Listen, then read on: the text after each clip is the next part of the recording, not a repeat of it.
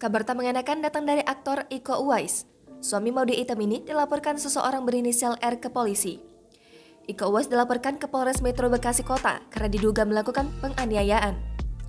Hal tersebut dikonfirmasi langsung oleh Kasat Reskrim Polres Metro Bekasi Kota, Komisaris Polisi Ivan Aditya. Laporan tersebut telah diterima sejak Minggu 12 Juni lalu dan tengah dilakukan pemanggilan dari pihak-pihak terkait untuk memberikan keterangan.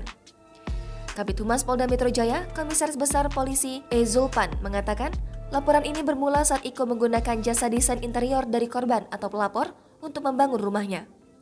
Keduanya menyepakati perjanjian tersebut dengan jumlah nominal tertentu. Namun, Iko baru membayar setengah dari jumlah nominal yang disepakati sehingga ditagih oleh korban. Setelahnya, Iko memanggil korban dengan cara menepuk tangan dan berteriak. Karena dipanggil, korban dan istrinya turun dari mobil.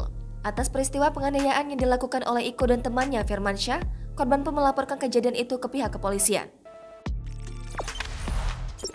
Jangan lupa subscribe, share, komen, dan like ya!